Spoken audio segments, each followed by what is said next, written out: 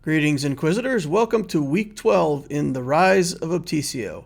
I started this account on January 1st, used the Hyperdrive bundle, and I'm updating the progress every week with some instructional information that can help any new player build a better account. With that in mind, let's get into it, take a look at what happened in the account this week. A lot of eventful things, so here we go. First thing, we had the Endurance event. Now, if you remember, we are intending to go for gas pretty early on this account. We need a 7-star Endurance. We're not going to have a 7-star Negotiator in time. So for the Endurance event, I had to 6-star Ahsoka, and I just have these 3 ships. And the event was quite easy to do with just these 3 ships.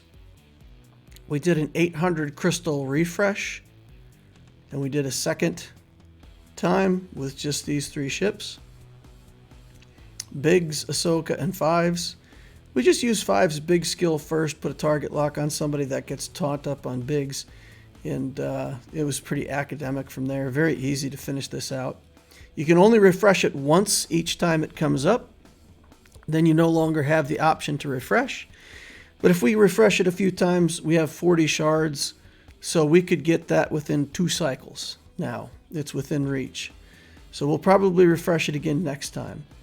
We put a little effort into Dark Trooper here. We're just going around finding places where we can add stars first before we start spending all of our credits on other things. Got another star on Piet there. Get another star on Resistance Hero Finn. Take a look down through here. Mandalorian gets the 3rd star. I still haven't unlocked his node for farming on Fleet yet. We're still trying to get to him. I haven't been able to 3-star any of the nodes past the B1. A little work on Arc Trooper here. We've got Ezra Bridger. I've just been purchasing his shards out of the Fleet store. So sometimes when I have enough credits or enough Fleet Fleet credits in the bank and Ezra shows up over there, I'm buying his shards. We do want to get these Phoenix to 7 stars at some point so that we can get our Thrawn. He's a good character. So we're just passively working on that in the background, picking some of those up out of the shops when we have extras. Down here at the bottom, we've got a bunch of other characters that we could make progress on. Barriss, for example, we could even cash some shards out on her, I think. We're going to take Newt to 6 stars. He's working his way to 7 stars. We'll build him as a character for some scoundrel stuff later on. But that's going to wrap up the stuff that's easiest for us to put the promotions on right now. In the clone section, we've got Echo. He needs several of these hollow projectors. So what we're going to do, we're going to start locking down some pieces on him and make it easier for ourselves next time. We'll craft this piece and use one of the hollow projectors. That ensures that he gets the hollow projector we have available, and I don't assign it to some other character by accident. And then next week, hopefully, we'll be able to get a promotion on him. Remember, by the time we put a relic on Rex, we need to have Echo to gear 12 in order to be able to continue the relic cycle. We're going to take Qui-Gon Jinn. We are going to put the Zeta onto Qui-Gon Jinn and also the Omicron. I debated doing Iden Versio first. She has good synergy, and with the troopers, they make a pretty effective team early on.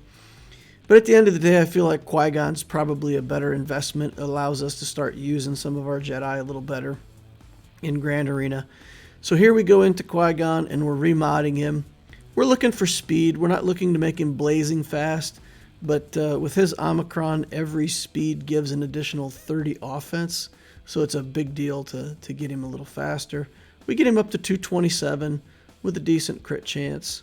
He has a crit chance triangle on, so it's not great mods, but again, 12 weeks in, we're doing what we can with the mods that we've got.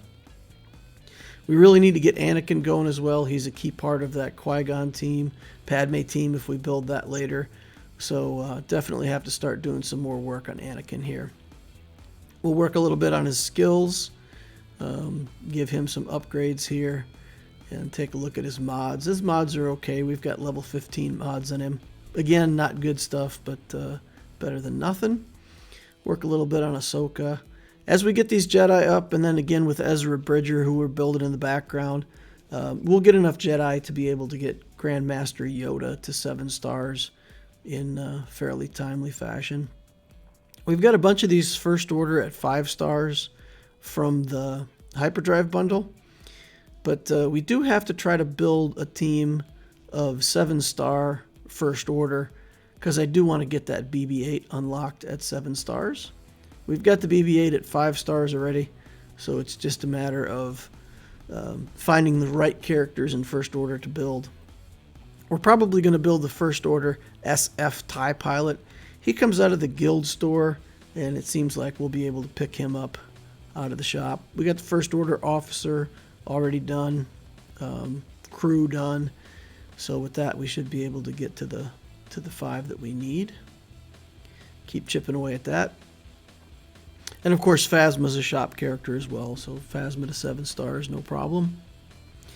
Here we're going to take a look at ships for the week, and at the end of the day, thinking about activating Cassian's U-Wing, but really don't have enough to invest in that right now. And these pilotless ships will be effective even at 5 stars. At 4 stars, they're not that great, but once you start getting them up to 5 and 6 stars, they're useful. So we're going to go ahead and get the BTLB Y-Wing started, put some skills into it, get it to level 85. Give it a little tiny spin there at the end just to make sure it's looking good. Come in on this Hyena Bomber, give it a few more levels. We can really only give it level 81. So we put it there, and that's going to conclude our spending on ships for the week. The Geos are getting in a little better shape. I'm looking at Sunfax passive here, trying to figure out if the Sunfax passive is better or the Soldier's passive is better. Soldier, I think, in the end, because it has the accuracy and assist chance and a bunch of different stuff that helps the Geos, that accuracy is kind of a big deal in Fleet Arena. So we're going to go ahead and give the upgrade to the Soldier first. We'll also upgrade the damage on his skill there. And we'll keep chipping away at those Geos. We do want to get them finished and make a Geo fleet. Of course, with the Malevolence, those Geos will be a big part of the Malevolence fleet once we get that ship unlocked. So that's a summary of the account for this week.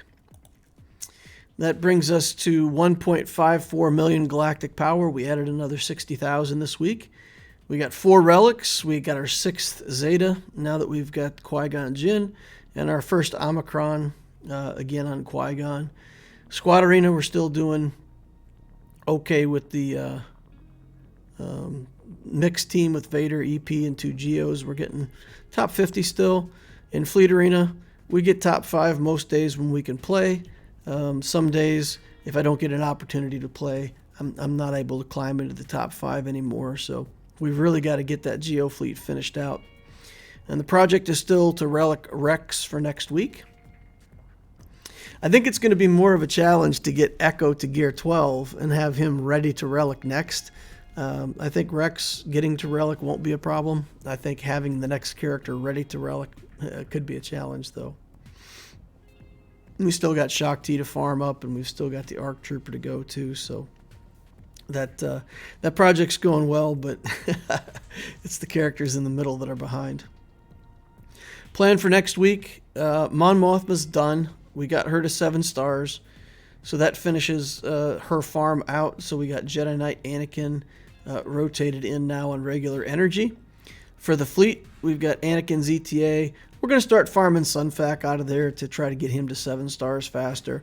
Keep picking up those shock shards, and the rest will go to gear 13. It'll slow down my gear 13 climb a little bit, adding that 3rd farm in there, but like I said, I think we'll be fine. Cantina, we have signal data, but we still have to work on that ARC Trooper and I'm off Gideon.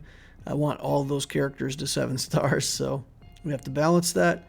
In mods, we're still doing speed and defense, and then the refresh pattern is the same, 3 every day. and Cantina refreshes when it's Cantina or every energy on the objective. In the shop plan, we're still working a little bit on Cassian's U-Wing, putting some stuff over there. For anybody who doesn't know, when you're converting currency to shards for the shard shop, Cassian's U-Wing is literally the best conversion in the game. All the other shops give you 4 ship shards for the cost of 1 purchase, but in the Cantina you get 5 shards of Cassian's U-Wing for 1 purchase. So it's a full extra 40 shards that you get from buying that ship, 38 shards, I guess. So that's a big deal over time. We want Cassian's U-Wing anyway. It's a good reinforcement. We've got Jin, K2, and Cassian already from the hyperdrive bundle, so we've got the pilots ready to go. So that's a great ship for us to get. Just balancing between buying that ship and feeding the shard shop, because we still do need shard shop currency. In the guild store, we're buying Carbantes. We're keeping an eye out for that. Since we're building gas, I do need to keep an eye out for the Ewoks as well. And then we have committed to that First Order SF TIE pilot. In squad, we're buying gear, feeding the shard shop, and working on Newt, Galactic Warp, Sunfac, and just the journey requirements, other things that we're working on out of that shop. In fleet, we're saving currency. We've got a lot in the bank. We want to be able to buy Razor Crest every single time it shows up. General Grievous every time he shows up. Sunfac ship, same way. And then when I have plenty of currency, right now I set the limit at about 3,000. So when I have over 3,000 fleet currency, we're also buying First Order stuff out of that shop and other journey stuff. We're going to get Plo. So I've been making some purchases on Plo and his ship. So I won't be buying Zetas out of that shop for a long time. I'm really going to use that currency to build characters and ships to work on. In the guild event store, just using currency for malevolence and saving the get 1 for gas. Shard shop, purples and golds for gear 13. So I did successfully complete the Watt mission this week in Darkside GOTB. I'll put that in a separate holocron so we can go through the preparation, the mods, the actual event itself in more detail without taking up too much time in this update. Mod progress. So for 20 speed mods, and this of course does not include the arrow mods that have speed main stats on them. That's not what I'm counting. But I've only got 2 mods that are 20 plus speed. They're both 23 speed. One of them is 5 rolls at 23. One of them is 4 rolls at 23, so it does have the potential to get 1 more hit. That mod would be pretty good if it hits. We're not getting too many 6-dot slicing materials right now, though, so we just got to be patient with that. In the 15 to 20 range, I've got 12 mods there. 12 to 14, I've got 13. And then in the 10 and 11 range, I've got 15 mods. However, in that everything that's 11 speed or better has already been sliced to purple. And that means that we don't have a lot of high potential mods waiting to come up. That 15 to 20 range at 12, we're pretty much stuck at 12. And statistically, I should have at least 4 mods at 20 or better based on how I build my mod inventory. So that means that we're a little bit behind on the progress for the high-end mods. And I would say that if I'm ready for the cam mission in 8 to 10 weeks, I don't think that I would have good enough mods at this point to be able to complete the cam mission. And I still need to farm offense sets for Echo and Arc to get them ready for the cam mission. So in terms of overall mod inventory, it feels like I'm not on track to have, let's say, Shakti and Rex. And they really need speed. There's no substitute for speed. I got to get them fast enough. So what I'm going to do, I've advised a lot of people to sell the left side gray mods early in the game. It takes a lot to work on those. It costs quite a bit of currency. However, you do have some good opportunities to get really good mods out of the gray ones. If you slice the ones that are 5 speed with some other decent substats, then you get some opportunities to look at more mods than if you're selling those. So for where I'm at right now, and because I'm a little bit behind, I am going to keep those gray mods and work them over the next few weeks. It does take a lot of credits. It'll probably cost me another 2 to 3 million credits per week to work those mods. So it'll slow down my progress on leveling up other characters and other teams that I'm trying to build for GAC. But I have to strike a balance here, so I'm going to spend those credits, work on the mods, and try to if I can, to try to force a few more good speed roll mods and get ready for that mission. Again, is it required? Would you have to do that on your own account 12 weeks in? You don't really, but I find that if I set a goal and I set an ambitious goal, that I work toward it with more, let's say, with more focus and honestly with more fun. If I set myself a goal and I go for it, even if I don't get there, it's fun trying to work towards something. So for me, I've got to set that goal on mods and really, stress the system to see if I can push it. All right, the last thing I want to say, for the last 12 weeks, I've been part of the Phantom Alliance in a guild called Phantom Foundlings. And it's a fantastic guild. It's really fun people. A bunch of Inquisitors from the channel have come over, and the guild's doing well. They did Darkside Geo up to Wat Tambor for the first time, and we got 26 Wat shards on the first time, and still managed to get 15, almost 16 stars. So it's been a great success for the guild, and at this galactic power, it's a great guild to be in. However, part of the point of building the Obticeo account the way I'm building it, we've got those Wat ready geos. We've proven that we can get a Wat shard. We're working on cam clones, and we want to see what that can get us.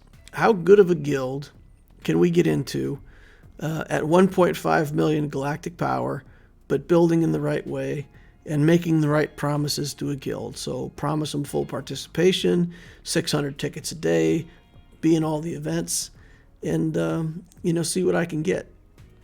I feel like if I push for a guild that's already doing challenge tier Rancor, they're just going to say, you don't have enough Rancor teams, we're not going to take you.